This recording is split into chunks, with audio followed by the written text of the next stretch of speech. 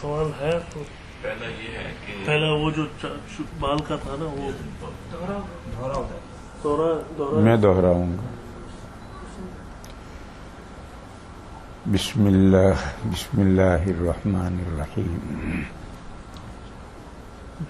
یہ صاحب تو کچھ کام کرتے نہیں. نہیں یہ صحیح یہ صحیح. یہ ہٹاؤ سے خاموشی اس کو سانپ کی طرح سے یوں منہ کیے ہوئے. جس چیز کی ضرورت نہیں ہے. سب سے پہلا سوال یہ کیا گیا تھا کہ ایک شخص ایسی جگہ ہے جہاں لوگ مل کر تراویح کی 8 رکعتیں ہی پڑھتے ہیں. بس وہاں کیا کرنا چاہیے؟ جواب: اسے بہرحال 20 رکعتیں پڑھنی ہیں. وہی سنت موقدہ. 20 پڑھے گا تو ہی سنت موقدہ ادا ہوگی. اب اگر اکیلا ہے، کوئی دوسرا نہیں ہے، تو تنہا 12 رکعتیں پڑھ لے.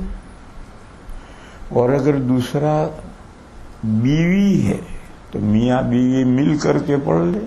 مرد امام بن جائے، بیوی مقتدی بن جائے، مگر کھڑی مرد کے دائیں بائیں کھڑی نہ رہے، بالکل پیچھے کھڑی رہے اور جماعت سے پڑھ لیں. حافظ نہ ہو تو علم ترا سے چھوٹی صورتوں سے پڑھ لیں. 10 صورتیں بھی یاد نہ ہوں، 2 ہی صورتیں یاد ہوں تو انہی کو ریپیٹ کرتے رہیں. اور اگر 2 یا زیادہ مرد ہیں تو انہیں اسی مسجد میں جماعت کے ساتھ باقی 12 رکعتیں پڑھنی چاہیے تاکہ لوگوں کو ترغیب ہو. بہرحال انہیں 20 رکعتیں پڑھنی ہیں، تنہا یا بیوی کے ساتھ مل کر یا دوسرے مردوں کے ساتھ مل کر. دوسرا سوال یہ تھا کہ کیا لفظ استعمال کیا تھا؟ ٹرانسپلانٹ کا کیا حکم ہے؟ مثال دی تھی انہوں نے کہ ایک آدمی گنجا ہے، وہ اپنے سر کے پیچھے تھوڑے سے بال ہیں وہی وہاں سے اٹھا کر آگے پورے سر میں تھوڑے تھوڑے لگاتا ہے، یا جسم کے اور حصے میں سے کہیں سے بال اٹھا کر لگاتا ہے، یا کسی دوسرے انسان کے لگاتا ہے، یا کسی دوسرے حیوان کے لگاتا ہے. 3 صورتیں. میں نے کہا تھا کہ دوسرے انسان کے اعضاء کا استعمال ناجائز ہے احترام انسانیت کے پیش نظر. یوز یہ بے حرمتی ہے. جس چیز کو استعمال کیا جائے وہ اس کی اہانت و توہین ہوتی ہے. لہذا کسی بھی انسان کا عضو استعمال کرنا جائز نہیں. سب کا ایک ہی حکم ہے. انسان احترام انسانیت، احترام مومن نہیں، مومن کا احترام نہیں، احترام انسانیت. کسی بھی انسان کا جو استعمال نہیں کرنا چاہیے. بوقت ضرورت گنجائش، جیسے کہ گردہ بدلواتے ہیں کسی انسان کا، آنکھ بدلواتے ہیں، تو اسی طریقے سے کیا لفظ بھول گیا، ٹرانسپلانٹ اگر کرائے تو وہ بھی درست ہے. اور وضو غسل پر اس کا کوئی اثر نہیں پڑے گا، کیونکہ جب اسے خال کے اندر گاڑ دیا تو اب وہ اسی حال میں وضو غسل درست ہوگا. بس اپنا عضو ہو یا غیر کا عضو ہو، جیسے بائی پاس کرتے ہیں تو اسی کے پیر میں سے رگ نکال کر کے جوڑتے ہیں، ایسے ہی آدمی کا اسی کے اپنے بال اگر اس نے پلانٹ کرائے ہیں تو چاہے نہیں تو بے ضرورت تو کوئی کرواتا نہیں، باولا ہے، پاگل ہے، بوقت ضرورت ہی کرواتے ہیں ایسا، اور ضرورت نے ایسا کرائے تو اپنے جسم کا کوئی جز یا دوسرے انسان کے جسم کا کوئی جز، مومن کا یا کافر کا، کسی کا بھی اسے پلانٹ کروا سکتے ہیں، اس میں کوئی ضرورت کے وقت میں جواز ہے، اور وضو غسل پر اس کا اثر نہیں پڑے گا۔ پر جب ضرورت کے وقت میں انسان کے اجزاء کو استعمال کر سکتے ہیں تو جانور کے اجزاء کو بدرجہ استعمال کر سکتے ہیں۔ البتہ ایک تیسری صورت ہے، اسے خفین میں بھی ہوتا ہے، یہ سوکس ہے، اس سوکس پر چمڑے کی جوتی چڑھا دی اور چڑھا کر سی لی،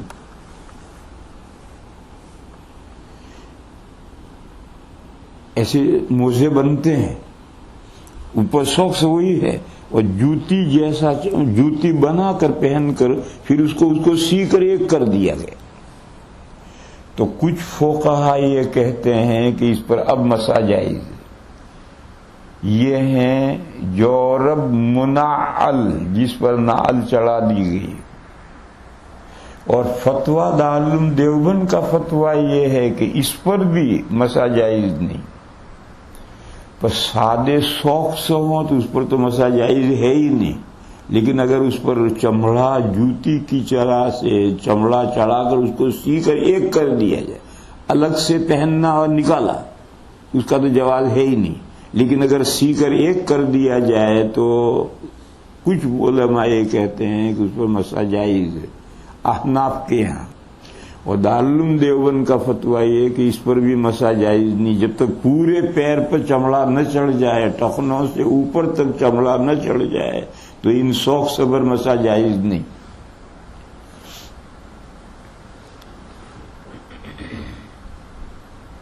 پر اسی طریقے سے ٹوپی بنائی بالوں کی اور اسے پہن کر کے کنارے کا پلانٹ کر دیے، یہ جائز نہیں، کیونکہ اب غسل کیسے کرو گے، مسح کیسے کرو گے، کیونکہ باقی پورے سر جو ہے اس سر پر مسح کرنا ضروری، اسے دھونا ضروری ہے، لہذا وہ تو کھلا ہے، اس کے اوپر تو کور ہے، لہذا یہ جائز نہیں۔ پلانٹ کر دو، اس کو جڑ گھسا کر کے اس کو لگا دو، جیسے باغ میں پلانٹ کرتے ہیں اس طرح سے، وہ درست ہو جائے گا، پھر وہ اس کے نیچے کی جو جگہ وہ ہٹ جائے گی اور بال اندر چلا جائے گا، اور بازاروں طرف کی جگہ ہے وہ دھل جائے گی، اس پر مسح ہو جائے گا، کافی ہے۔ لیکن اس کا جیسے کچھ لوگ مرد اور کچھ عورتیں، خاص طور پر یہودی عورتیں، وہ پہنتی ہیں، کیا کہتے ہیں اسے،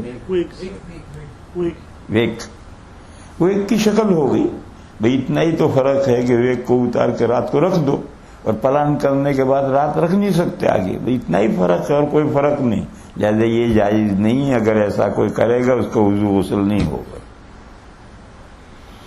چلیے آگے۔ اگر نکال سکتے تو وضو پھر ہاں، ایسا نہیں ہوتا۔ اگر آپ پہن سکتے ہیں اور وضو کے وقت نکال کر مسح کریں تو نو پرابلم۔ کیا اگر وہ ویکس ہے، اس ویکس کو پہنتا ہے، عورت پہنتی ہے، مرد پہنتا ہے، اور وضو کے وقت میں غسل کے وقت میں اسے نکال دیتا ہے، جیسا خفین موزے پہن رکھے ہیں، غسل کے وقت میں خفین نکال دیے اور پیر دھو دیے، بعد میں خفین پہن لیے، وہی شکل ہو جائے گی، اس کا پہننا ناجائز نہیں ہے، لیکن وضو غسل کے وقت میں نیچے کی جگہ دھونا ضروری ہے۔ اسی سے منسلک سوال ہے کہ خون دینے کے بارے میں، اگر جان خطرے میں ہے اور ایک مسلمان ہے اور ایک کافر مشرک تیار ہے خون دینے کے لیے، یا پھر یہ بیچ میں اے کیوں کرتے؟ اردو میں تو اے نہیں ہوتا، سیدھی سیدھی اردو بولو، دماغ خراب مت کرو، بیچ میں اے کرتے ہوئے انگریزی میں اے ہوتا ہے، اردو میں اے نہیں ہوتا، اردو طریقے پر بولو، میں بولتا ہوں تو اے کرتا ہوں، پھر آپ کیوں کرتے؟ ہر زبان کو اس کے اسٹائل میں بولو. آپ ہر جگہ انگریزی گھساتے ہیں. بولیے. تو پھر جائز ہے. دیکھو ڈاکٹر صاحب کہیں گے تم سوال ہی لمبا کر رہے ہو. جب جواب کے لیے انہوں نے مجھے پابند کیا کہ مختصر جواب دو، تو سوال لمبا کرنے کی ڈاکٹر صاحب کیوں اجازت دیتے ہو؟ دوست ہے اس لیے. چلو بھائی دوست ہے اس لیے اجازت ہے. چلو کہہ رہے آپ کی بات درست ہے. اچھا میں سمجھا کہ دوست ہیں اس لیے اعتراض. سوال بھی مختصر ہونا چاہیے، ہم سمجھ جائیں گے فوراً. جواب بھی مختصر ہونا چاہیے. آپ نہ سمجھیں جواب تو بولے، کبھی جواب سمجھ میں نہیں آیا تو ہم تفصیل کریں گے. ہمارے یہاں دارالعلوم دیوبند میں 800 850 طلبا کی کلاس ہے. اب اتنے طلبا زبان سے تو سوال کر نہیں سکتے، وہاں بیٹھا ہے تو پرچے بھیجتے ہیں. تو ان کو یہ ہدایت ہے کہ ایک جملے میں سوال لکھو، 2 جملے نہیں آنے چاہیں. 2 جملے ہوں گے نہیں پڑھوں گا، میں نیچے ڈال دوں گا. ایک جملہ تو جیسے جواب کو مختصر کرنا کمال ہے، سوال کو مختصر کرنا بھی کمال ہے. اس لیے کہیے آپ اپنا سوال. تو جب جان خطرے میں ہے تو جائز ہے کہ فون دے. شروع سے بولو، تو سے مت بولو. شروع سے پورا سوال کرو. تو ان کی بات سنی میں نہیں بتا دیں. بتا دیں. کہہ رہے کہ کوئی ایک بندہ بیمار ہے، مسلمان ہے، غیر مسلم اس کو خون دینا چاہ رہے ہیں، کیا دے سکتا ہے؟ دے سکتا ہے. دونوں صورت میں غیر مسلم کو مسلمان دے سکتے ہیں. دیکھو یہ جو سوال ہے اس میں میری سمجھ میں نہیں آیا یہ کیا پوچھنا چاہتے ہیں. ایک سوال تو یہ ہے کہ خون کا ڈونیشن دینا اور لینا جائز ہے یا نہیں. ایک سوال ہے مسلمان کافر کا. اب پتہ نہیں یہ کیا پوچھنا چاہتے ہیں. دونوں کا جواب سنو. دونوں کو پوچھنا چاہتا مسلمان کافر کو دے سکتا ہے یا کافر مسلمان کو دے سکتا ہے؟ دونوں ہو سکتا ہے. دونوں نہیں ہو سکتے ایک ساتھ. ایک ہی کوئی سوال ہو سکتا ہے، لیکن ان کا 2 سوال الگ ہیں. اور یہ پوچھ رہے ہیں کوئی ایک ہی سوال پوچھیں گے، دونوں نہیں پوچھیں گے ایک ساتھ. دونوں کا جواب دے. دیکھو جس انسان کے جس جز کا الٹرنیٹو جسم میں پیدا ہو جاتا ہے اس کو ڈونیٹ کر سکتے ہیں ضرورت کے وقت میں، بیچ نہیں سکتے. انسانی اعضاء کا بیچنا یہ بھی اس کی توہین ہے. لہذا بیچنے کی اجازت نہیں. انسانی اعضاء کا بیچنا توہین ہے، اور انسان اپنے اعضاء کا مالک نہیں ہے. جب مالک نہیں تو بیچے گا کیسے؟ بے تو ہوتی اس چیز کی جس کا مالک ہو. تو بیچنا تو جائز نہیں ہے، لیکن ضرورت کے وقت میں ڈونیٹ کر سکتے ہیں. اور جن اعضاء کا الٹرنیٹو جسم میں پیدا نہیں ہوتا، جیسے آنکھ ہے، گردہ ہے وغیرہ، ان کو ڈونیٹ کرنا بھی جائز نہیں. کوئی کہتے ہیں کہ جو اعضاء اسپیئر میں ہیں، اسپیئر میں کوئی عضو نہیں. اسپیئر کسے کہتے ہیں؟ ہم 1 درجن کمکمے خرید کر لائے، لا کے الماری میں رکھ دیے اور ان میں سے 1 لے کر لگا دیا. یہ یوز ہے، استعمال ہو رہا ہے، اور وہ 11 وہاں پڑے ہیں، یہ اسپیئر میں. دونوں آنکھیں 7 کام کرتی ہیں، دونوں گردے 7 کام کرتے ہیں، دونوں کا فنکشن ایک ساتھ ہے. تو اسپیئر میں کہاں ہے؟ دونوں کان 7 کام کرتے ہیں. ایک کان سن رہا ہے اور ایک اسپیئر میں ہے. اسپیئر میں نہیں، اسے آدھا بہرا کہتے ہیں. اگر ایک کان اسپیئر میں کر دیا اسے آدھا بہرا کہتے ہیں. اس کو مشین لگانی پڑتی. بہرحال یہ تصور غلط ہے کہ انسان کے جسم میں بعض اعضاء اسپیئر میں ہیں. یہ 5 انگلیاں ہیں، یہ 5 انگلیاں ہیں، اس میں اسپیئر میں کوئی نہیں ہے. سب اپنا کام ایک ساتھ فنکشن کرتے ہیں. اور انسان اپنے اعضاء کا مالک نہیں.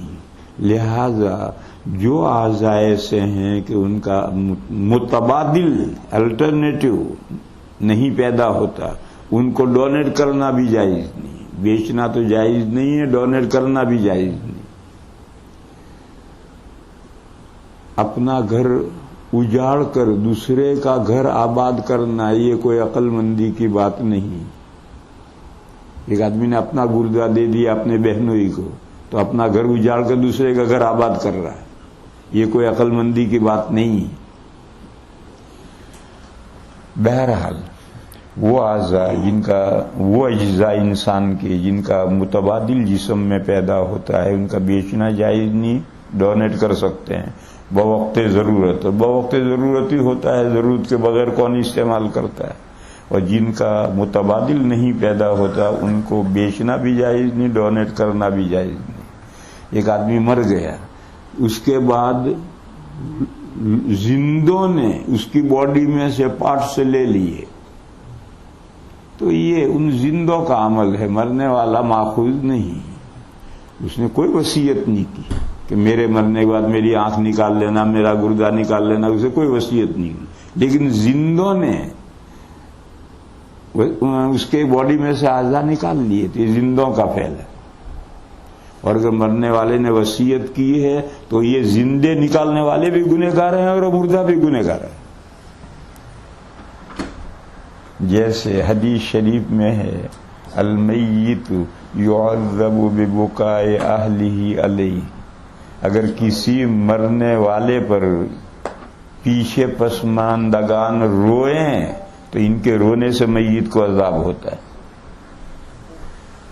وہاں مسئلہ یہ ہے کہ شریعت کا اصول تو ہے ولا تزر وازرۃ وزر اخری, ایک کا گناہ ایک کے گناہوں کی گٹھڑی دوسرا نہیں اٹھاتا.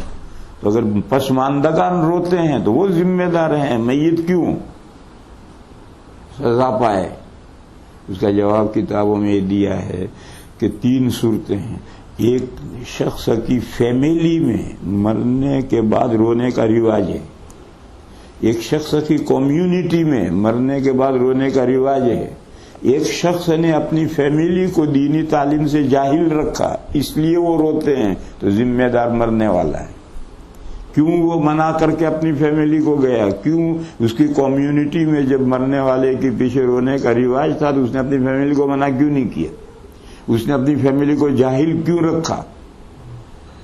اسی طریقے پر اچھا اگر 3 باتیں ہیں, اس کے گھر میں کوئی رواج نہیں, اس کی کمیونٹی میں کوئی رواج نہیں, اس نے دین کی پوری تعلیم دی ہے, مگر پھر بھی اس کے مرنے کے بعد اس کے پسماندگان روئے تو وہ ذمہ دار ہیں, مرنے والا اس کی ذمہ دار نہیں.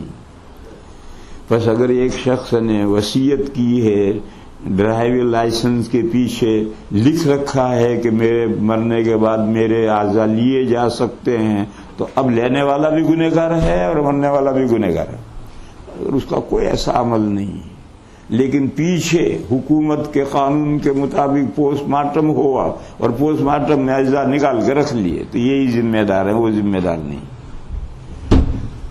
ایسے اعضاء جو لیے گئے ہیں ان کا یوز استعمال جائز ہے ضرورت کے وقت میں. لینا تو جائز نہیں, مگر اس کا ہاسپٹل میں آن لسٹ لوگ ہوتے ہیں گردے پر, اس کا نمبر یہ نمبر یہ نمبر یہ نمبر, جب کوئی گردہ ایسا ہوتا ہے تو فوراً بلاتے ہیں, اسے بلا کر کے پلان کر دیتے ہیں. تو ایسے اعضاء کا استعمال یعنی لگوانا جائز ہے مگر دینا جائز نہیں. اب 2 سوال ہیں. ایک سوال یہ ہے کہ یہ کیا بات ہوئی کہ لگوانا جائز ہے, بیچنا جائز نہیں, ڈونیٹ کرنا جائز نہیں, یہ کیا بات ہوئی؟ جواب یہ کہ یہ بات ہوتی ہے. دیکھو رشوت مجبوری میں ضرورت کے وقت میں رشوت دینا جائز ہے, مگر لینا اگر آفیسر مسلمان ہے تو رشوت لینا کسی صورت میں جائز نہیں. ایسا ہوتا ہے کہ ایک چیز جائز ہو دوسری چیز ناجائز ہو. اپنا حق وصول کرنے کے لیے مجبوری میں رشوت دینا جائز ہے, لینا جائز نہیں. بس ایسا یہاں بھی اگر آپ کو کوئی مفت نہیں ملتا ہے تو آپ ایسے جسمی اعضاء گردہ خرید بھی سکتے ہیں, مفت ملے تو ڈونیٹ بھی لے سکتے ہیں, استعمال کر سکتے ہیں, جسم میں لگوا سکتے ہیں. مجبوری میں یوز ہے اور مجبوری میں یوز جائز ہے مگر دینا جائز نہیں. اور زبردستی جو زندے لیں گے اس کی ذمہ دار وہ ہے, بیچیں گے تو حرام وہ کھائیں گے. دوسرا سوال کہ یہ تو نہایت ضروری, ایک آدمی مر گیا, اب اس کے تو اعضاء بیکار ہیں. اگر ہم اس کا دل نکال لیں, اس کے گردے نکال لیں, اس کی آنکھیں نکال لیں, اور ایک زندہ کو بچانے کے لیے ہم اس کا دل لگا دیں, گردے لگا دیں, آنکھیں لگا دیں, تو یہ تو اچھی بات معلوم ہوتی ہے. شریعت اسے ناجائز کیوں کہتی؟ اس کا جواب یہ ہے کہ شریعت اس لیے ناجائز کہتی ہے. ایک مثل ہے اردو کی, روٹی ملے یوں تو کھیتی کرے کیوں. اردو کی ایک مثل ہے. سائنس اس کی رفتار رک گئی. کیوں؟ مفت میں انسان کے اعضاء ملنے لگے تو یہاں سے لے کر یہاں اور یہاں سے لے کر یہاں ٹرانسفر ہونے لگا. اور اگر اس کو انسانی اعضاء کا استعمال ناجائز رہے گا تو سائنس آگے بڑھے گی, اور ایسے آرٹیفیشل دل پیدا ہو جائیں گے, گردے پیدا ہو جائیں گے کہ مجبوری کوئی نہیں ہے. یہ تو تم نے ادھر سے لے کر ادھر کرنا شروع کر دیا تو مجبوری ہو گئی کہ بھئی اور کوئی متبادل نہیں ہے. ارے یہ جائز نہیں ہے. تم سوچو, سائنس کو آگے بڑھاؤ اور اس کا متبادل پیدا کرو. ہر چیز کا متبادل پیدا ہو سکتا ہے, لیکن روٹی ملے یوں تو کھیتی کرے کیوں. لوگ کہتے ہیں دوسرے مرے ہوئے انسانوں کے اجزاء مل جاتے ہیں تو سائنس کو آگے بڑھانے کی کیا ضرورت. یہی معاملہ خنزیر کے اجزاء کا ہے. خنزیر کے اجزاء کا استعمال آپریشنوں میں بہت کثرت سے استعمال ہو شروع ہو گئے کہ اس کا متبادل ہے. متبادل تمہیں خنزیر مل گیا تو تم کھاتے بھی ہو اور پلانٹ بھی کرتے ہو. ارے اس کو چھوڑو, تم سائنس کو آگے بڑھاؤ, تمہیں دوسرے حیوانات میں اجزاء مل جائیں گے. اور اب دوسرے حیوانات کے نہیں, آرٹیفیشل اجزاء بھی بن سکتے ہیں. جو گھٹنا ہے, گھٹنا بدلواتے تو آرٹیفیشلی تو گھٹنا لگاتے. تو مل گیا گھٹنا آرٹیفیشل. کیوں؟ گھٹنا کوئی عضو نہیں ہے. لو پیسے دکان, گوشت والے کی دکان پر سے بھینس کا گھٹنے 2 گھٹنے لے کر آؤ. کوہنی کوئی عضو نہیں ہے, جاؤ کوہنی خرید کے لے کر آؤ. ٹخنا کوئی عضو نہیں ہے, ذرا بھینس کے ٹخنے لائیو. یہ تو 2 ہڈیوں کا سنگم ہے. ادھر کی ہڈی ادھر کی ہڈی جڑی ملی, اس کا نام گھٹنا. 2 ہڈیاں الگ ہو گئی, گھٹنا ہے ہی نہیں. وہ ایک طالب علم منطق پڑھ کر آیا تھا, اس کا باپ بیچارہ ویسے ہی جاہل تھا. اس نے پوچھا, بیٹا تو کیا پڑھ کر آیا؟ منطق پڑھ کر آیا. تو منطق کیا ہوتی ہے, لاجک کیا ہوتی ہے؟ تو ناشتہ کر رہے تھے تو اس نے کہا, ابا یہ ایک انڈا آپ کے سامنے ہے, ایک انڈا میرے سامنے ہے, میں ان 2 انڈوں کو 3 انڈے ثابت کر سکتا ہوں. تو باپ نے کہا, بھائی 2 انڈے 3 انڈے کیسے ہو جائیں گے, کر ثابت. تو اس نے کہا, دیکھیے ایک انڈا آپ کا, ایک انڈا میرا, اور دونوں انڈوں کا مجموعہ تیسرا انڈا. تو باپ سیانا تھا, اس نے جلدی جلدی دونوں انڈے کھا لیے اور کہا, تیسرا تو کھا لے.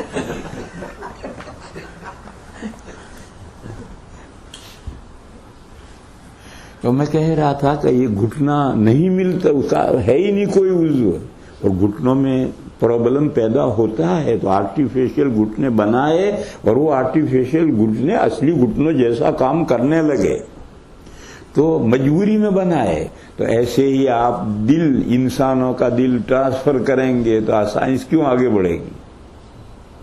تو یہ تو نقصان پہنچانا ہے سائنس کو. آپ سائنس کو آگے بڑھنے دیجئے, سب آرٹیفیشل چیزیں سائنسدان پیدا کر دیں گے, مگر روٹی ملے یوں تو کھیتی کرے کیوں؟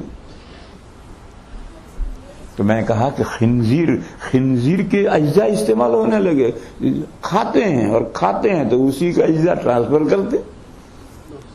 آپ اس کو نہیں کریں گے تو سائنس آگے بڑھے گی اور متبادل اجزاء تیار کرے گی. میرا سوال جو ہے وہ مقدمانہ طور سے میں یہ عرض کروں گا کہ کچھ اسلام کا اثاثہ جو ہے فرسٹ ورلڈ وار میں سلطنت عثمانیہ سے لٹ گیا, دوسری ورلڈ وار میں بہت سی کالونیز بن گئیں. اب 50-60 سال کے بعد جب ہوش آیا تو اب جو ہے یہ کہ دین جو ہے اس پر چلنا اور اس پر قائم رہنا جو ہے اس کے یہ کچھ لوگوں کو منظور ہے اور کچھ کو نہیں منظور. اس میں آپ کے کیا خیالات ہیں؟ دیکھو یہ ٹاپک ہے، یہ سبجیکٹ ہے، یہ کوئسچن نہیں. ڈاکٹر صاحب ہو کر کے بھی کوئسچن اور ٹاپک میں فرق نہیں سمجھتے. تو کوئسچن آور ہے. کوئسچن آور میں ڈاکٹر صاحب نے ایک ٹاپک دیکھ دی کہ اس پہ تقریر کرو، پوری تاریخ بیان کرو اور آج کے زمانے میں منطبق کرو. یہ کوئسچن آور ہے، ٹاپک نہیں. دوسری بات، آپ کا کیا خیال ہے؟ ہمارا کیا خیال ہوتا ہے؟ ہم چپدی اور چپدی کا شوربہ. ارے ہم سے تو کوئی دین کی بات پوچھو، یاد ہوگی تو بتا دیں گے، نہیں ہو تو سوری کہہ دیں گے. خیال ویال ہمارا کوئی نہیں ہوتا ہے. تیسری بات، میں صرف دینی احکام بیان کرتا ہوں، سیاسی یا نیم سیاسی مضامین پر گفتگو نہیں کرتا. قاعدہ کلی یاد رکھنا چاہیے، سیاسی یا نیم سیاسی موضوع پر گفتگو نہیں کرتا. دین کی بات بیان کرتا ہوں، دینی مسئلہ بیان کرتا ہوں، اس میں کسی آدمی کا کوئی خیال نہیں ہوتا. آپ جو بات میں کہوں آپ اس کا حوالہ پوچھے تو میں کتاب کھول کے بتاؤں کہ دیکھو کتاب میں لکھا. یہ مودودیوں کا انداز ہے. What you think, what your opinion. اسلام میں واٹ یو تھنک بھی نہیں ہے اور واٹ یو اوپینین بھی نہیں ہے. جو حضور سے اور صحابہ سے جو دین چلا آ رہا ہے وہی دین ہے. اس دین میں نہ کچھ اور سوچنا ہے، جو دین آ رہا ہے اسی کا فالو کرنا ہے. اور نہ کوئی رائے ہوتی ہے دین میں. رائے ہوتی ہے مجتہدین کی، وہ بھی خاص قسم کے مسائل میں. پوری شریعت میں رائے نہیں ہوتی. لہذا یہ جو انداز ہے آج کل اپ ٹو ڈیٹ لوگوں کا، پڑھے لکھے لوگوں کا، کہ آپ کی کیا رائے ہے، یہ انداز غلط ہے.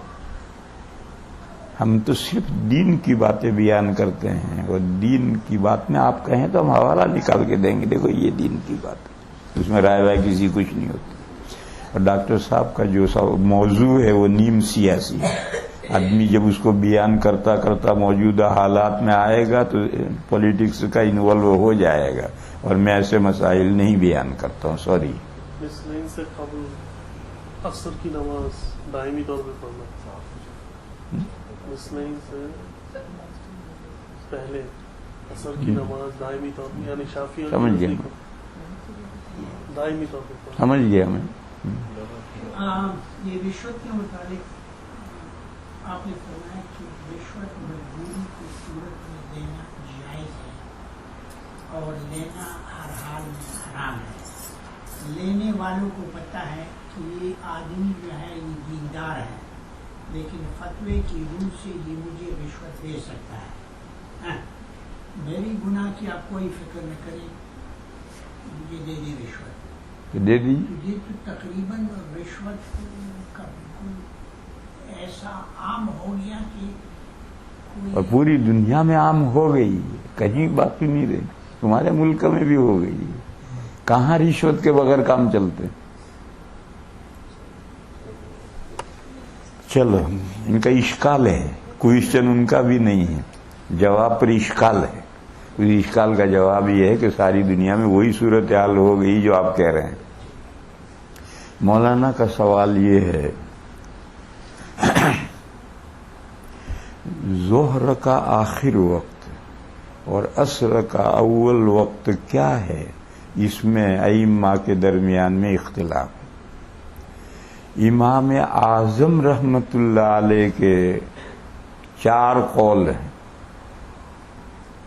ایک قول یہ ہے کہ جب ہر چیز کا سایہ اصلی سائے کو لیس کر کے اس کے 2 مانند ہو جائے وہاں تک ظہر کا وقت ہے. اس کے بعد تیسرے مثل سے عصر کا وقت شروع ہوتا ہے.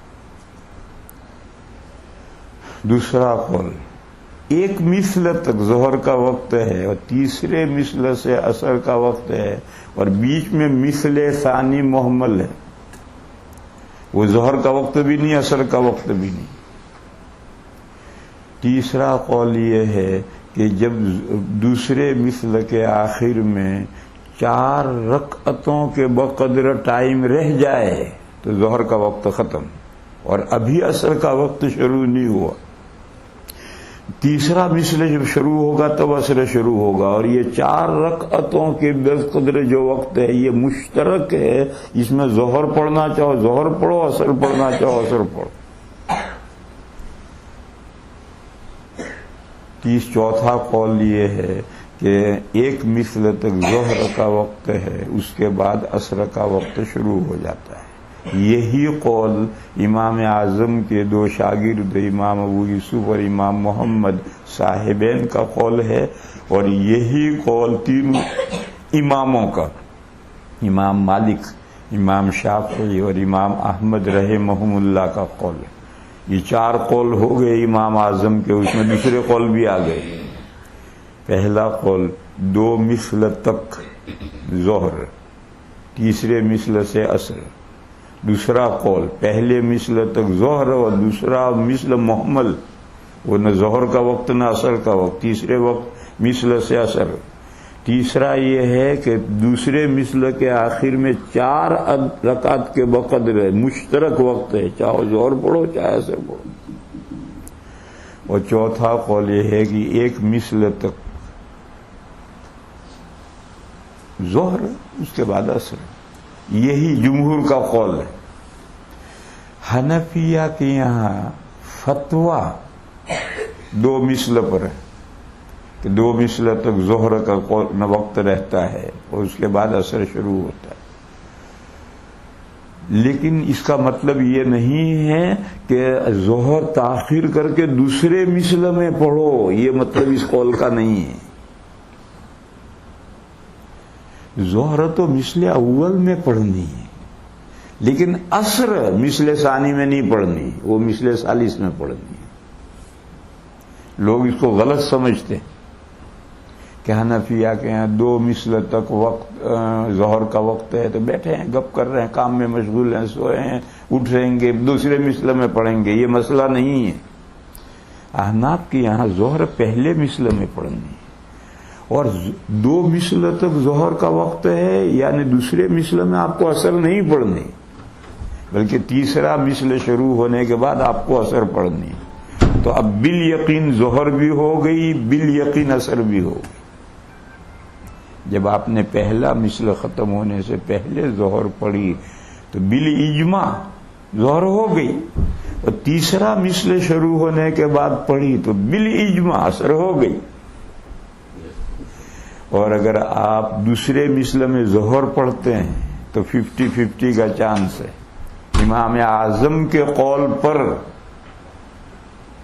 نماز ادا ہوئی، امام اعظم کے قول پر نماز ادا ہوئی، اور صاحبین اور ائمہ ثلاثہ کے قول پر نماز آپ کی ظہر کی قضا ہو گئی، تو 50-50 کا چانس ہو گیا.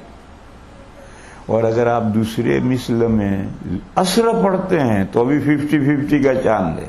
امام اعظم کے مسلک پر عصر نہیں ہوئی کہ عصر کا وقت ہی نہیں ہوا، اور جمہور کے قول پر عصر کا وقت ہو گیا، لہذا عصر ہو گئی، تو 50-50 کا چانس ہو گیا. ایسی صورت کیوں اختیار کرو؟ 100% والی صورت کیوں نہیں لیتے؟ وہ 100% والی صورت یہ ہے کہ ایک مثل سے پہلے ظہر پڑھ ڈالو تاکہ بالاجماع ظہر صحیح ہو جائے، اور تیسرا مثل شروع ہونے کے بعد عصر پڑھو تاکہ بالاجماع عصر صحیح ہو جائے. اور اگر کسی وجہ سے ظہر میں دیر ہو گئی، سویا تھا آنکھ نہیں کھلی، کسی وجہ سے ظہر جلدی پڑھنی ہے، مجبوری ہے، گاڑی تیار ہے، پلین میں سوار ہونا ہے، عصر جلدی پڑھنی، تو پھر ایسی صورت میں آپ عصر تو پڑھ سکتے ہیں، استغفر اللہ. ایسی صورت میں آپ ظہر مثل ثانی میں پڑھ سکتے ہیں، اور یہ ادا شمار ہوگی امام اعظم کے قول پر. امام اعظم کے نزدیک 2 مثل تک ظہر کا وقت ہے، تو آپ نے بالقصد تاخیر نہیں کی، مجبوری میں تاخیر ہو گئی، سوئے تھے، آنکھ دیر سے کھلی، بس میں چل رہے تھے، بس رکی دوسرے مثل میں جا کر تو اب ظہر پڑھیں گے اور یہ ظہر ادا ہوگی. اور اگر اثر پڑھنے کی مجبوری ہے تو عصر بھی پڑھ سکتے ہیں، وہ صاحبین کے قول پر صحیح ہو جائے گی. عصر پڑھنے کی مجبوری ہے، جیسے کہ ہم سعودیہ میں جاتے ہیں، وہاں سب مسجدوں میں مثل ثانی شروع ہوتے ہی عصر کی نمازیں ہوتی. اب وہاں اگر ہم جماعت سے، حرمین کی جماعت سے پیچھے رہیں تو یہ بہت نامناسب بات ہے. ترکی میں چلے جاؤ، ترکی میں سب حنفی اور سب مثل ثانی شروع ہوتے ہی عصر پڑھتے ہیں. اب ہم ترکی میں گئے تھے، اب اگر ہم وہاں لوگوں کے ساتھ عصر نہ پڑھیں، اپنے الگ عصر پڑھیں تو یہ بہت عجیب سی بات ہے. وہ سب احناف ہیں، وہ صاحبین کے قول پر عمل کرتے. تو یہ ایک مجبوری ہے کہ اگر ہم نہیں پڑھیں گے تو کیا کریں گے. ایسے ہی یہ بھی مجبوری ہے کہ سفر تیار ہے، بس میں سوار ہونا ہے، پلین میں سوار ہونا ہے، بس ایسی صورت میں مثل ثانی میں عصر پڑھ لے تو جائز ہے. لیکن ایسی کوئی مجبوری نہیں ہے تو پھر فقہ حنفی میں فتویٰ امام اعظم کے قول پر ہے. اور جب کسی فقی کے 1 2 3 4 5 قول ہوتے ہیں اور ایک پر فتویٰ ہو گیا تو بس وہی قول متعین ہو گیا، بقیہ اقوال گویا نہیں ہے. لہذا ہمیشہ عام حالات میں جہاں اپنا اختیار ہے، ہمیں کوئی مجبوری نہیں ہے، وہاں تیسرا مثل شروع ہونے کے بعد ہی عصر پڑھنی ہے تاکہ بالیقین ہماری عصر صحیح ہو جائے. اور ایک مثل سے پہلے ظہر پڑھنی ہے، ظہر میں تاخیر نہیں کرنی تاکہ بالیقین ظہر صحیح ہو جائے. اور بیچ کا مثل جو اسے خالی چھوڑنا ہے. شریعت نے جو نمازیں ڈیوائیڈ کر کے 5 فرض کی ہیں تو اس ڈیوائیڈ کرنے کا تقاضا یہ ہے کہ ہر 2 نمازوں کے درمیان میں فصل چاہیے تاکہ نمازیں ڈیوائیڈ کرنے کا فائدہ حاصل ہو. یہ دنیا بھول بھلیا ہیں، ذرا دیر میں آدمی اللہ کو بھول جاتا ہے. تھیلا اور پیسے لے کر مارکیٹ چلا، آدھے راستے میں بھول گیا، 5 چیزیں لینے جا رہا تھا، 4 تو یادیں، 1 بھول گئے. تو یہ دنیا بھول بھلیا ہے، تیزی کے ساتھ بھولتا ہے. تو اگر 24 گھنٹے میں اللہ نے اجازت دے دی ہوتی کہ کسی بھی ایک وقت میں 5 نمازیں 17 رکعتیں یا 20 رکعتیں پڑھ ڈالو، باقی 24 گھنٹے چھٹی، تو نمازوں کا فائدہ حاصل نہ ہوتا. اللہ کو بندہ بھولتا اور وقفے وقفے سے ڈیوائیڈ کر کے نمازیں رکھی تاکہ ان نمازوں کے سہارے بندہ اللہ کو یاد رکھ سکے. قرآن کریم میں ہے اقیم الصلاۃ اتل ما اوحی الیک من الکتاب، اتل ما اوحی الیک من الکتاب واقیم الصلاۃ ان الصلاۃ تنہی عن الفحشاء والمنکر ولذکر اللہ اکبر. نماز کا سب سے بڑا فائدہ ہے اللہ کی یاد. نماز کے سہارے بندہ اللہ کو یاد رکھتا ہے اور نماز فحشاء اور منکر سے روکتی ہے. یہ بھی نماز کا فائدہ، یہ تو چھوٹا فائدہ ہے. سب سے بڑا فائدہ نماز کا یہ ہے وَلَذِكْرُ اللَّهِ أَكْبَرُ مِنْ هَذِهِ الْفَائِدَةِ. پہلے فائدے سے بڑا فائدہ ہے اللہ کی یاد. جب شریعت کے پیش نظر الگ الگ نمازوں کو کرنا ہے تو اس کا تقاضا بھی یہ کہ مثل اول میں ظہر پڑھو، مثل ثالث میں عصر پڑھو تاکہ دونوں نمازیں الگ الگ ہو جائیں. بس جو لوگ دونوں نمازیں مثل ثانی میں پڑھ لیں کہ امام اعظم کے نزدیک ظہر مثل ثانی ظہر کا وقت ظہر پڑھ اور فوراً عصر بھی پڑھ لی کہ صاحبین کے نزدیک عصر کا وقت ہے، یہ غلط ہے. یہ تلفیق ہے، 2 مذہبوں میں کھچڑا کرنا ہے، یہ جائز نہیں ہے. اگر آپ نے مثل اول میں ظہر پڑھی ہے تو آپ ضرورتاً مثل ثانی میں عصر پڑھ سکتے ہیں. سنو اسے، آپ نے مثل اول میں ظہر پڑھی ہے تو آپ ضرورتاً مجبوری میں مثل ثانی میں عصر پڑھ سکتے ہیں. لیکن ابھی جسٹ آپ نے ظہر پڑھی اور فوراً عصر پڑھے، یہ جائز کہیں بھی نہیں. یہ تو جمع کرنا ہے، یہ جائز نہیں. بس اگر ہمیشہ اگر آدمی پڑھے گا مثل ثانی میں، یہ تو فتوے کی روح سے غلط ہے. امام اعظم کے 4 قول ہیں، مگر جب یہ قول فتوے کے لیے متعین ہو گیا تو اب گویا وہی قول ہے، دوسرے قول نہیں رہے.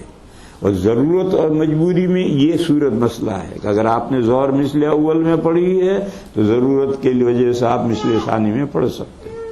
جیسے ٹرکی میں، سعودیہ میں ظہر اول وقت مثل زوال ہوتی ہے، ظہر ہو جاتی ہے، اور مثل ثانی میں اثر پڑتی ہے تو ڈیوائڈ فاصلہ ہو گیا. اور فاصلہ کیے بغیر ایک قول پر ظہر پڑھی اور دوسرے قول پر اثر پڑھی، یہ جائز نہیں. اور سوال سفر اور یہاں پر جو یہاں سفر اور خطرے کی صورت میں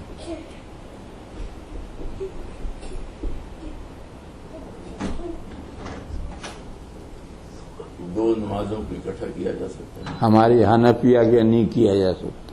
3 اماموں کے یہاں 3 صورتیں ہیں: بیماری، سفر اور بارش.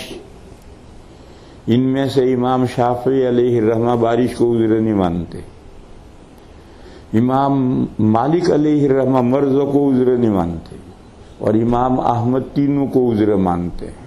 تو بارش، سفر اور بیماری، ان 3 صورتوں میں 3 ائمہ کے یہاں جمع کرنا ظہر اور عصر کو، مغرب اور عشاء کو جائز ہے. حنفیہ کے یہاں کسی صورت میں 2 نمازیں ایک وقت میں پڑھنا جائز نہیں ہے. جمع تقدیم یعنی پہلے وقت میں 2 نمازیں جمع کر لو، جائز نہیں، کیونکہ دوسری نماز کا وقت ہی نہیں ہو. ہاں مجبوری ہو تو آپ پہلی نماز کو مؤخر کیجئے اور جمع تاخیر کیجئے. دوسرے وقت میں ظہر بھی پڑھیے اور عصر بھی پڑھیے، ایک قضا ہو جائے گی، قضا ہو جائے گی. لیکن آپ کسی بھی مجبوری میں ظہر کے وقت میں عصر پڑھ لیں، عصر کا وقت ہی نہیں، کیسے پڑھیں؟ ان 3 ائمہ کی رائے یہ ہے، ہماری رائے یہ ہے. لندن ہیتھرو ایئرپورٹ پر میں وضو کر کے نماز پڑھنے کے لیے تیار ہوا تو ایک بھائی کوٹ پٹلون میں کلین شپ، وہ بھی وضو کر کے آ گئے. تو ہم نے، انہوں نے کیا کہا، عربی بول رہا تھا، وہ کویت کا تھا. تو اس نے کہا ہم نماز ساتھ میں جماعت پڑھ. میں نے کہا جب میں نے امام بنا، وہ مقتدی بنا، میں نے ظہر کی 2 رکعتیں پڑھائی. تو اس نماز سلام پھیرا، میں مصلی اٹھانے لگا تو اس نے کہا کہ صلی العصر. تو میں نے اس سے کہا کہ تو کون سے امام کا فالو کرتا ہے؟ تو اس نے کہا نا حنبلی. میں نے کہا صلی انت. اس نے کہا میں حنبلی ہوں. میں نے کہا تو پڑھ لے. میں اپنا مصلی لے چلا گیا. میں اثر اپنے وقت میں پڑھوں گا، اس میں جھگڑے کیا بات ہے؟ ان کا مذہب، ان کے امام کا جس کا وہ فالو کر رہے ہیں ان کے جائز ہے، وہ کریں. ہمارے یہاں جائز نہیں. امام مالک بارش کو نہیں مانتے اور امام شافعی مرض کو نہیں مانتے. یہ 18 ڈگری اور 15 ڈگری کے تعلق سے بھائی میں نہیں جانتا 18 ڈگری 15 ڈگری، فجر کی اور میں نہیں جانتا. سوری، میں تو صرف ایک مسئلہ جانتا ہوں، جہاں جاتا ہوں وہاں مسلمان جو عمل کرتے ہیں میں بھی وہی کرتا ہوں. میرا تو مسئلہ یہ ہے 15 ڈگری 17 ڈگری میں کچھ نہیں جانتا. جہاں بھی جاتا ہوں، جہاں مسلمان جو عمل کرتے ہیں وہ کرتا ہوں. پہلے جہاں میں لندن میں رہتا تھا وہاں سعودیہ کی خبر پہ اعلان ہوتا تھا تو میں بھی انہی کے ساتھ رمضان شروع کرتا تھا، ختم کرتا تھا. لیکن بہت پیچھے میں نے ان پر عمل نہیں کیا. میری مسجد کے لوگوں نے سعودیہ کی رویت پر عید کی، میں نے نہیں کی. میں دوسری جگہ چلا گیا، میں نے روزہ رکھا، دوسرے دن دوسری جگہ نماز پڑھی. یہ صرف پیچھا میرا عمل یہ ہے، ورنہ اس سے پہلے جہاں جو مسلمان کرتے تھے وہی میں کرتا تھا.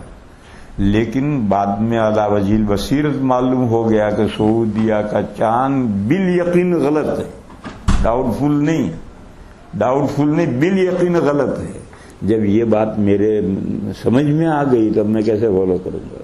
میری مسجد والے کرتے ہیں تو کریں، ان کی رائے. میں نے منع نہیں کیا ان کو، میں نے ان پر اپنی مسجد والوں کے ساتھ عمل نہیں کیا، روزہ رکھا میں نے اگلے دن عید کے لیے. ایسا ہی یہ 15 ڈگری 17 ڈگری کا مسئلہ ہے. میں جہاں مسلمان کوئی 2:30 بجے سحری کرتا ہے، چل بھائی کروا دے. کوئی 7:30 بجے سحری کرتا ہے، چل بھائی کروا دے. جہاں جو کرتے ہیں وہ میں کرتا ہوں. میں 17 ڈگری اور 15 ڈگری کو نہیں جانتا. یہ شرعی مسئلہ نہیں. قرآن و حدیث میں ڈگری کا کوئی ذکر نہیں. صبح صادق ہوئی, صبح صادق ہوگی, دیکھ بھی آنکھ سے تو جا رہی ہے کہ آ رہی ہے, بس کر روزہ بند کر. کہ نہیں ابھی تو مجھے نظر نہیں آ رہی, تو کھا اور ایک سینڈوچ اور کھا. اس لیے یہ سب حسابات کے چکر میں نہیں پڑتا میں. اور یہ جو یہاں کے حضرات چاند کی رویت کی ویزیبلٹی, میں بھی اس چکر میں نہیں پڑتا. میں تو کہتا ویزیبلٹی نہیں, چاند نظر آیا کہ یہ آیا, چل رمضان شروع کر. نہیں آیا تو کل کو پھر دیکھی. میں ان سب جھگڑوں میں پڑتا ہی نہیں. چلو. اور یہ اس لیے نہیں کہ میں نے یہ فن نہیں پڑھا. میں نے اس فن کی 5 کتابیں پڑھی. تصریح, شرح چغمینی, 20 باب, فتحیہ اور شمشیہ, 5 کتابیں پڑھی ہیں. لیکن یہ حساب ہے, شریعت نے اپنے احکام ان حسابوں پر رکھے ہی نہیں. حضور کی پوری امت کہاں حساب جاننے والی ہے, کہاں پڑھی ہوئی ہے. تو پورا فن میں نے پڑھ رکھا ہے, سب کچھ پڑھ رکھا ہے, لیکن مدار اس پر نہیں ہے. خواہ مخواہ اس میں گھسنا فضول ہے. کوئی کچھ بول رہے تھے ادھر سے. نماز جو آپ نے اکٹھی کری ہے تو یہ حج کے لیے کیا ہے؟ حج کے لیے اس کا اکٹھی ہیں وہ حج کا مسئلہ بھی بتا دیا, آپ نے سنا نہیں. میرے خیال سو رہے تھے آپ, دیر سے آئے. وہ مسئلہ بھی بتا دیا. سبحان اللہ. اور حج کا ہی نہیں بتلایا. ٹرکی جہاں سب حنفی ہیں وہ بھی مثل ثانی میں پڑھتے ہیں. عرفات اور مزدلفہ کا کیا پوچھ رہے ہیں؟ وہاں تو جمع ہوتا ہے, وہ تو الگ ہے, مستثنا ہے عرفات اور مزدلفہ میں. اس میں کوئی اختلاف نہیں. امت عرفے میں ظہر اور عصر ایک ساتھ پڑھی جاتی جمع تقدیم, اور مزدلفہ میں مغرب عشاء ایک ساتھ پڑھی جاتی جمع تاخیر. یہ امت میں اجماعی ہے, اس میں کوئی اختلاف نہیں. یہاں جماعتوں میں جاتے ہیں تو سفر میں 9/11 سے پہلے تو کچھ وہ ایسا مسئلہ نہیں تھا, لیکن احتیاط کے طور پر اب جو ہے یہ گاڑی کھڑی کر کے سڑک پر نماز پڑھنا جو ہے وہ, تو اگر وقت جو ہے عصر کا ہے اور ابھی گاڑی جو ہے وہ پتہ نہیں کیا کہہ رہے ہیں آپ, مختصر کر کے بتائیے. میرے خیال میں ان کا سوال یہ ہے کہ اب جو ہے پہلے ہم 9/11 سے قبل ہر ارے جگہ جو نماز مسئلہ پڑھ لیتے پوچھنا ہے تھے. وہ پوچھو نا. نہیں, ابھی ان کا کہنا یہ ہے کہ ابھی مسئلہ ہے ہی, میں 9/11 کے مطابق مسئلہ کہیں نہیں ہے. ہم ایئرپورٹ پر میں پڑھتا ہوں, کوئی مجھے منع نہیں کرتا. آپ کو سڑک پر کیوں کوئی منع کرے گا؟ ایئرپورٹ اور سڑک میں فرق ہے. کوئی فرق نہیں ہے. ایئرپورٹ پر زیادہ سختی, ایئرپورٹ پر زیادہ سختی. لوگ برے ہوتے ہیں. کوئی برا نہیں ہے. دنیا کہنے دو, تمہارا نماز کا وقت ہو, مصلی بچھاؤ ایک کونے میں تو پڑھو. یہ تو احساس کمتری ہے آپ کا. تو کوئی کیا کہے گا, جو کہنا کہے گا میں اللہ کی بندگی کر رہا. اور 9/11 کوئی چیز نہیں ہے, اس سے کوئی شریعت پر دین پر کوئی فرق نہیں پڑتا. آدمی گھبرا جاتا ہے, آدمی کی اپنی گھبراہٹ ہے, حقیقت میں کوئی فرق نہیں پڑتا. یہ لوگوں کا ایمان ہے. حضرت 9/11 کے بعد بہت سارے عورتوں نے بال کٹوا دی, مردوں نے کلین شپ کر لیا. یہ لوگوں کا اپنا ایمان ہے. اور بہت سے ہوں گے جنہوں نے برقع پہننا شروع کر دیا. جی حضرت, ایسے بھی ہوتا ہے. شبینہ یا نوافل. ہمارے یہاں کا ایک قصہ ہے بہت عبرت آمیز. جب ملک تقسیم ہوا اور مار کاٹ شروع ہوئی تو علی گڑھ میں ایک دینیات کے دین تھے, دارالعلوم دیوبند کے فاضل تھے, اب دنیا میں نہیں رہے اس لیے نام کا پہلے بھی نہیں لیتا تھا میں. انہوں نے اس زمانے میں داڑھی منڈا لی, کوٹ پٹلون سلوا لی, تاکہ گھر سے یونیورسٹی آتے جاتے کوئی انہیں پہچانا نہ کہ مسلمان ہے. یہ ایک بندے کا یہ عمل ہے. جب ملک تقسیم ہوا تو دارالعلوم دیوبند کا فاضل بہت بڑا آدمی ہے جس کی 10 کتابیں تصنیفات ہیں. علی گڑھ مسلم یونیورسٹی میں سنی دینیات کا دین تھا. اس نے داڑھی منڈا لی اور کوٹ پٹلون سلوا لی. وہ پہن کر یونیورسٹی آتا جاتا تھا تاکہ راستے میں پہچانا نہ جائے. اسی زمانے میں سہارنپور، علی گڑھ تو بہت دور ہے، وہاں تو مار کاٹ کم ہوئی. سہارنپور یہ تو خاص. سہارنپور میں ایک رکشے والے نے داڑھی رکھ لی. ایک آدمی رکشہ چلاتا تھا، اس نے داڑھی رکھ لی. تو لوگوں نے اس سے کہا ارے باولے یہ داڑھی رکھنے کا وقت ہے. تو دیکھو اس رکشے والے نے کیا جواب دیا. اس نے کہا میں جانتا ہوں یہ داڑھی رکھنے کا وقت نہیں، مگر میں یہ بھی جانتا ہوں کہ معلوم نہیں کب مارا جاؤں. تو میں نے داڑھی اس لیے رکھی ہے تاکہ جو مجھے مارے مسلمان سمجھ کے مارے. تو اس نے داڑھی رکھ لی تھی. ایسے بندے بھی، ایسے بندے بھی.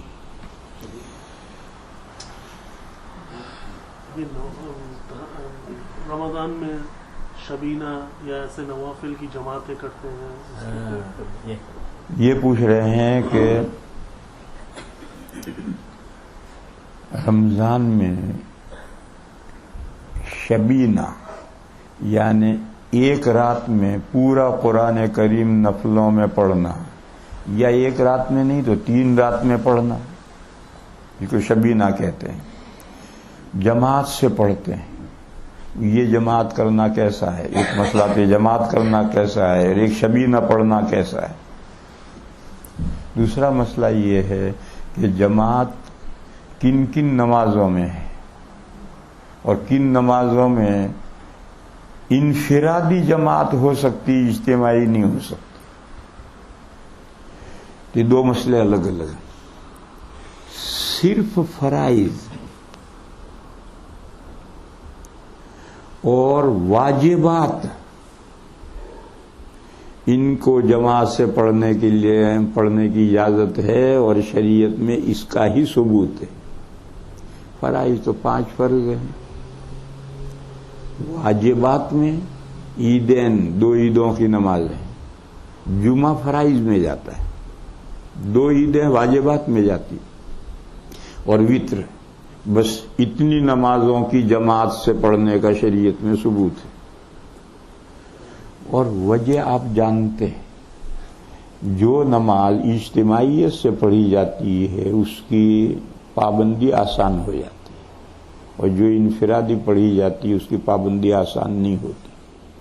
حدیث شریف میں ہے کہ جہاں 3 مسلمان بستے ہوں اور وہ مل کر جماعت سے نماز نہ پڑھیں تو شیطان ان پر غالب آ جائے گا. معلوم ہوا کہ جماعت سے پڑھنے کا حکم اسی وجہ سے ہے تاکہ ریگولر پابندی سے وہ نمازیں پڑھی جا سکیں. تو فرائض تو کمپلسری ہیں اور واجبات کمپلسری کے بیٹے ہیں. سیکنڈ ہے وہ بھی کمپلسری ہے. جب کمپلسری ہیں تو ان کو اہتمام سے پڑھنا ضروری ہے، اور سب کو پابند پڑھو. کوئی پابندی ہے کمپلسری کا مطلب یہ ہے. اس لیے شریعت نے فرائض اور واجبات میں جماعت رکھی ہے، اس کے علاوہ جماعت نہیں رکھی. اس کے علاوہ سنت مؤکدہ ہیں، سنت غیر مؤکدہ ہیں، نوافل ہیں، طرح طرح کے نمازیں ہیں. ان سب میں شریعت نے جماعت نہیں رکھی. ہاں انفرادی جماعت رکھی. انفرادی جماعت یہ ہے کہ تہجد کے لیے میاں بیوی دونوں اٹھے. اب یہ بھی تہجد اپنا الگ پڑھے، یہ اپنا الگ پڑھے. میاں بیوی نے، مرد امام بن گیا، بیوی مقتدی بن گئی، اور اس نے تہجد جماعت سے پڑھا. مرد حافظ تھا، اس نے قرآن جہرن پڑھا، بیوی نے سنا، وہ حافظ نہیں تھی. یہ انفرادی. یہ نبی پاک صلی اللہ تعالی علیہ وسلم سے ثابت ہے. 2-3 واقعے ہیں. ایک مرتبہ حضرت ابن عباس جو ابھی بالغ نہیں ہوئے تھے، مراہق تھے، بلوغ کے قریب تھے. سو رہے ہیں، موبائل دیکھ رہے ہیں.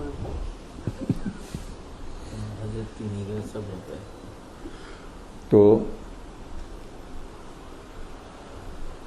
وہ حضور کے گھر میں ان کی خالہ تھی حضرت میمونہ، ان کے گھر میں اسی لیے رک گئے کہ رات کو دیکھوں گا حضور کیا عبادت کرتے. हुजूर उठे, वो सोए नहीं थे, उठे। हुजूर वुजू करके तहज्जुद के लिए खड़े हुए, तो वो भी उठे, वो भी वुजू करके हुजूर के मुक्तदी बने और बाईं तरफ खड़े हो गए। तो हुजूर ने नमाज ही में उनको इशारा करके दाईं तरफ ले लिया और उन्होंने उस दिन हुजूर की इक्तिदा में तहज्जुद पढ़ा। तो हुजूर से ये इनफिरादी ये बात साबित। आपको याद है एक रमजान में 2 रातें या 3 रातें हुजूर ने तरावी जमात से पढ़ाई और दिन ब दिन उसमें इज्तिमा बढ़ता चला जा रहा था। तो हुजूर चौथे दिन नहीं आए और फरमाया कि मुझे अंदेशा हुआ कि ये नमाज तुम पर फर्ज न हो जाए, क्योंकि जमात फराइज और वाजिबात ही में है। अब हुजूर अगर ये जमात पाबंदी से जमात के साथ पढ़ाते होंगे तो तरावी लाहिक कर दी जाएगी, फर्जों के साथ वाजिब हो जाए। तो हुजूर पीछे हट गए। बहरहाल कायदा कुल्लिया ये है कि फराइज और वाजिबात में जमात है कि वित्र तो वाजिब हैं, उनको पूरे साल जमात से क्यों नहीं पढ़ते? जवाब, वित्र ईशा के बाद की नमाज नहीं है। वित्र दर हकीकत रात की लास्ट नमाज है। तहज्जुद पढ़ने वाले तहज्जुद के बाद वित्र पढ़ेंगे। अब अगर ईशा के बाद जमात से पढ़ ली जाएगी तो जो तहज्जुद पढ़ने वाले बंदे हैं उनके लिए वो लास्ट नमाज कैसे होगी? एक बात। दूसरी बात ये है कि आखिर रात में सब लोगों का इज्तिमा करो तरावी जमात से पढ़ने के लिए, लोगों के लिए बहुत दुश्वारी है। इसलिए 11 महीनों में वित्रों में तरावी रखी ही नहीं। जिसे पढ़नी हो ईशा बाद खुद पढ़ ले, जिसे तहज्जुद पढ़ना हो तहज्जुद के बाद पढ़े। और रमजान में सारे इकट्ठा होते हैं, रमजान में सारे ही इकट्ठा होते हैं, लिहाजा वित्रों को जमात से पढ़ने के लिए दोबारा जमा नहीं करना, यहीं पढ़ लिया गया है। इसलिए कि तरावी पढ़कर इतना थक जाता है कि पढ़कर सोता है, सहरी से पहले उठता ही नहीं। बहुत कम बंदे हैं जो तहज्जुद में उठते हैं। इसलिए हुजूर से साबित नहीं, हुजूर से वित्र जमात से पढ़ना साबित नहीं है। लेकिन हजरत उमर रदी अल्लाह ताला अन्हु ने जब जमात का तरावी का निजाम बनाया तो तरावी के बाद में उन्होंने वित्र भी जमात से इमाम पढ़ाता था, मगर उनका तहज्जुद खत्म कब होता था? सहरी के वक्त में तरावी खत्म होती थी। तो वित्रों का वक्त हो ही गया। फिर बाद में तरावी छोटी होती होती होती आधा घंटे की तरावी हो गई, तो वो मसला वही चलता रहा। तो बहरहाल रमजान में जो वित्र पढ़ाए जाते हैं उसकी एक वजह है, उसकी एक डिटेल है, उसकी एक तफसील है। असल कायदा कुल्लिया ये है कि फराइज और वाजिबात उन्हीं के लिए अजान सिर्फ फराइज के लिए दी जाती, वाजिबात के लिए अजान नहीं। अजान वाजिबात के लिए नहीं, तकबीर भी नहीं। जब अजान पहली अजान नहीं तो दूसरी अजान कहां से आएगी? इकामत है, दूसरी अजान है। तो सिर्फ फराइज के लिए अजान और इकामत है, वाजिबात के लिए अजान और इकामत भी नहीं। लेकिन जमात इनके लिए भी है, इनके लिए भी है। लेकिन इन 2 नमाजों के अलावा जितनी नमाजें रह गई उनके लिए न अजान है, न इकामा है, न जमात है। हाँ, इनफिरादी जमात कर लें तो दुरुस्त है, इज्तिमाई नहीं। इनफिरादी और इज्तिमाई का फर्क समझो। लोग पूछते हैं शब बारात का क्या हुक्म है, तो मैं कहता हूं कि शब बारात तो इस्लामी कैलेंडर में डेफिनेटली आएगी। जब आपको इस्लामी कैलेंडर है खोलोगे तो 15 शाबान तो लिखी हुई है, तो 14 और 15 के बीच में रात है, वो शब बारात है। उसको इस्लामी कैलेंडर में कैसे गायब करोगे? तो वो कहता है नहीं, मेरा ये मतलब नहीं पूछने का, मेरा ये मतलब है कि उस रात में आमाल, जवाब, उस रात में आमाल हैं मगर इनफिरादी, इज्तिमाई नहीं। اور 3 اعمال ہیں. رات میں جو اللہ توفیق دے نفلیں پڑھو. اور اس سلسلے کی روایت بھی صحیح نہیں. اس رات میں نفلیں پڑھنے کی جو روایت ہے ابن العربی رحمت اللہ علیہ کہتے ہیں یہ بھی صحیح نہیں. ہاں اس رات میں اموات کے لیے دعائے مغفرت کرنا یہ ضعیف روایت سے ثابت ہے. اور اس کے لیے قبرستان جانا ضروری نہیں ہے. کوئی جائے باقی قبرستان جانا ضروری نہیں ہے. اس رات میں اموات کے لیے دعائے مغفرت کرنی چاہیے جم کر. دوسرا اگلے دن روزہ رکھنا یہ ضعیف روایت میں آیا ہے. اور ضعیف روایت اس کے مقابل صحیح روایت نہ ہو تو ضعیف روایت 4 ائمہ لیتے ہیں.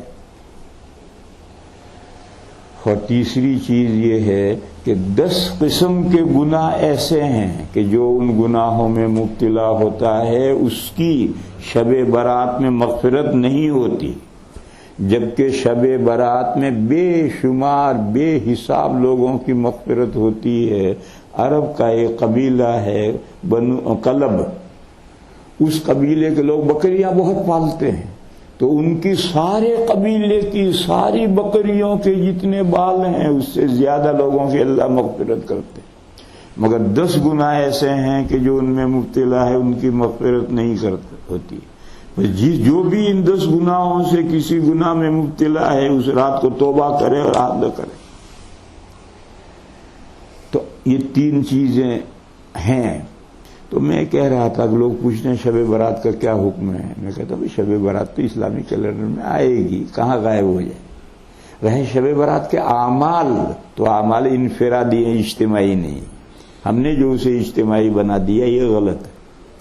اسی طریقے سے فرائض اور واجبات کے علاوہ جتنے نوافل ہیں ان سب نوافل میں جماعت نہیں, اذان نہیں ہے, اقامہ نہیں ہے, جماعت نہیں ہے. اگر کوئی جماعت کرے تو انفرادی جماعت جائز ہے. اور فقہا نے کہا کہ اگر امام کے علاوہ 2 مقتدی ہیں تو انفرادی ہے, اور 3 مقتدی ہو گئے تو اب اجتماعی بن گئی. چاہے انوائٹ کیا گیا ہو یا نہ کیا گیا ہو, بلایا گیا ہو نہ, 4 سے 4 یا زیادہ 3 یا زیادہ مقتدی ہو گئے تو یہ ابتدائی ہو گئی اور یہ اجتماعی جماعت ہو گئی.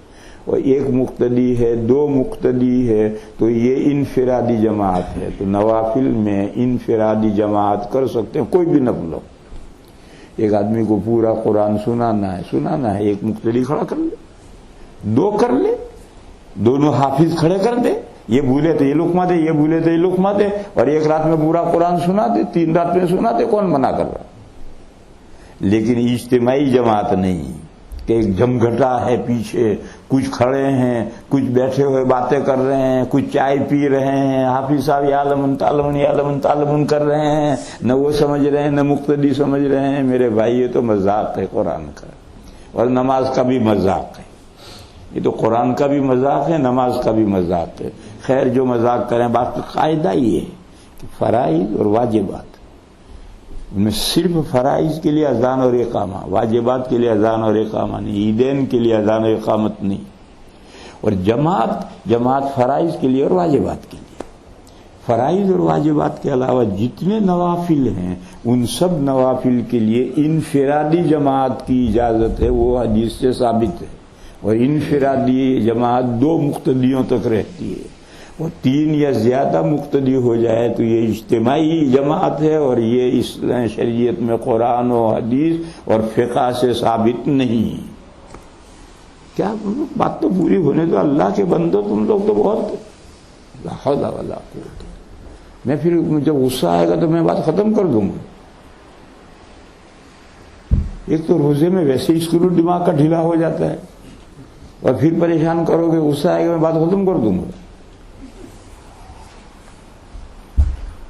بات سمجھے نہیں؟ اب اس قاعدہ کلیہ میں تہجد کو بھی لے لو, اس قاعدہ کلیہ میں اوابین کو لے لو, اشراق اور چاشت کو لے لو, شبینے کو لے لو, اس قاعدہ کلیہ میں لے لو کہ اگر 1 یا 2 مقتدی جائے, یہ انفرادی جماعت ہے. کوئی شبینہ پڑھنا چاہتا ہے، پورا قرآن سنانا چاہتا ہے. حضرت شیخ مولانا زکریہ صاحب قدس سرہ کے والد ماجد حضرت مولانا یحییٰ صاحب بہت بڑے آدمی محدث تھے اور قرآن جید حافظ تھے قرآن کے. تو لوگ ان کو دعوت دیتے تھے، حضرت ہمارے یہاں آئیے، ہمیں پورا قرآن سنائیے. تو مثلا میرٹھ سے حضرت کی دعوت آئی تو حضرت تشریف لے جاتے تھے اور ہمیشہ حضرت باوضو رہتے تھے. پہنچے رات میں جاتے تھے، رات میں پہنچے اور جاتے ہی مغربی عشاء پڑھ کر تراویح شروع کرتے تھے. سحری کے وقت میں 10 پارے پورے پڑھ لیتے تھے. اگلے دن 10 پارے، اگلے دن 10 پارے، 3 دن میں قرآن ختم کر کے واپس چلے آتے تھے. لوگ انوائٹ کرتے تھے باقاعدہ، حضرت ہمارے یہاں آئیے، ہم پورا قرآن سننا چاہتے ہیں، تو تشریف لے آتے تھے. 3 دن میں سنا دیتے تھے. 3 دن سے کم سے قرآن کو پڑھ ختم کرنے کی تو حدیثوں میں اجازت ہی نہیں، لیکن 3 دن میں ختم کرنے کی اجازت ہے، تو وہ 3 دن میں سناتے تھے. تو تراویح میں سناتے تھے، شبینہ میں نہیں. جو تراویح ہے اس تراویح میں سحری تک تراویح پڑھاتے تھے، اور 20 رکعتوں میں 10 پارے پڑھ لیتے تھے. تو اگر کسی کو شبینہ پڑھنا ہے تو تراویح میں پڑھو بھائی، تراویح سے الگ جماعت کرنے کی کیا ضرورت ہے؟ چلیے، مگر لوگ شروع کر دیتے ہیں. کہیں کوئی تہجد بھی جماعت سے پڑھ رہا ہے، کہیں کوئی شبینہ پڑھ رہا ہے، جس کی جو رائے ہے وہ کر رہا ہے. کہاں کہاں ہم جا کر کہیں گے. مسئلہ یہ ہے آپ کے سمجھنے کا کہ فرائض کے لیے اذان اقامت جماعت کمپلسری، واجبات کے لیے اذان اقامہ نہیں ہے، جماعت کمپلسری.